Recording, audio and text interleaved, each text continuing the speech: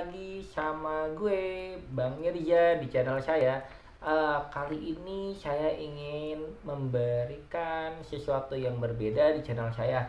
Tapi jangan lupa subscribe, like, and comment di bawah ya. Jadi begini, sekarang kan lagi memang sedang susah-susahnya mencari yang namanya hand sanitizer. Ya kita tahu ya sekarang tuh langka banget. Nah di sini di tengah wabah kayak begini nih, kita ini kan wajib banget buat menjaga kesehatan kita juga.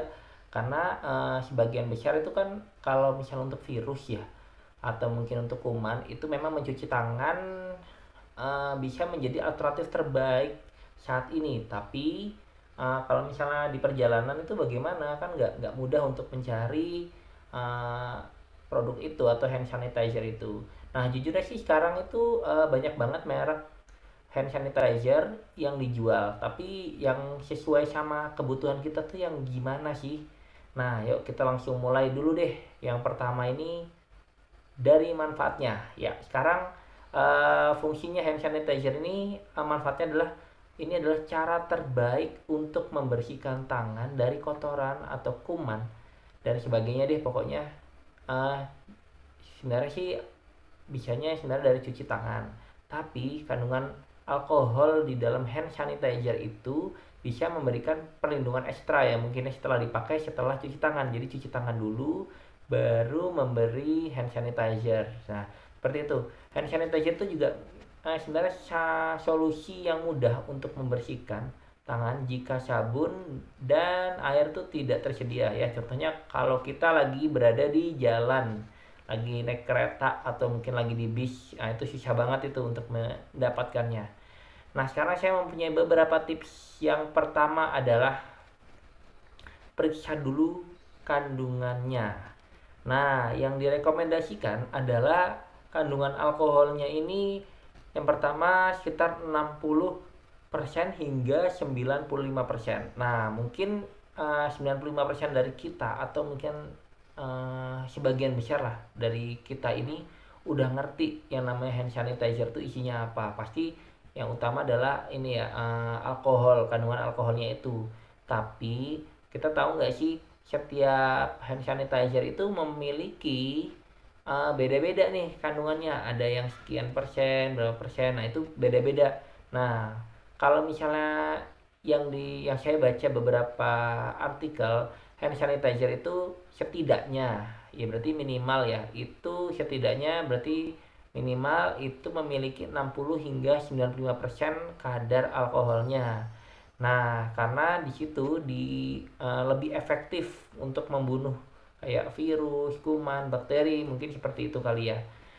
Nah, tips selanjutnya, lihat di situ tuh di ingredientnya itu tidak mengandung bahan yang berbahaya. Seperti apakah bahan berbahaya itu? Ya, yang jelas ini adalah bahan kimia biasanya. Nah, sebenarnya sih bahan kimia ini ada plus minusnya. Mungkin kalau misalnya dengan bahan kimia ini bisa menjadikan perlindungan ekstra, tapi kita ngerti kan yang namanya bahan kimia itu pasti akan lama kelamaan dia akan akumulasi. Mungkin bisa dibilang di tangan ini kita nanti bakal akumulasi bahan kimia. Nah kalau terus menerus itu kan sangat sangat bahaya banget ya. Nah sehingga hati-hatilah dengan yang ada bahan-bahan kimianya yang agak berbahaya deh gitu. Nah itu bisa cari-cari kayaknya di Google bahan apa yang nggak boleh ada di hand sanitizer. Tapi memang kebanyakan sih sekarang udah aman ya, karena memang udah dari Kementerian Kesehatan kita memang sudah kayak semacam kontrol seperti itu. Nah baru ini ada tips selanjutnya, cari yang ada pelembab dengan vitaminnya juga. Jadi gini, kalau alkohol ini kan alkohol yang tinggi ini kan, yang di dalam hand sanitizer ini kalau dipakai terus menerus itu kan kalau misalnya ini bisa membuat kulit kering. Nah ini dia yang ironi, maksudnya ironi ini ada hal yang bertolak belakang. Jadi kalau misalnya kulit kita kering itu ya, itu malah si bakteri atau kuman malah senang, dia malah berkembang biak di situ. Jadi memang bahaya banget itu kalau misalnya kita keseringan tapi kulit kita kering. Jadi Kalau misalnya yang di dalamnya udah ada pelembabnya, udah ada vitamin E-nya, nah itu mungkin bisa dijadikan rekomendasi utama. Ya, seperti itu. Nah, kita lanjut lagi tips selanjutnya. Solusinya, jadi kan kalau misalnya ada pelembab sama vitaminnya, nah itu jadi kita kayak satu kali pakai tapi udah include semua. Nah itu kan jadi bisa milih hand sanitizer dengan pelembab dan ada vitaminnya di dalamnya itu. Nah jadi keuntungannya selain dia higienis gitu kan, kelembapannya juga akan terjaga seperti itu, kelembapan di tangan. Nah ini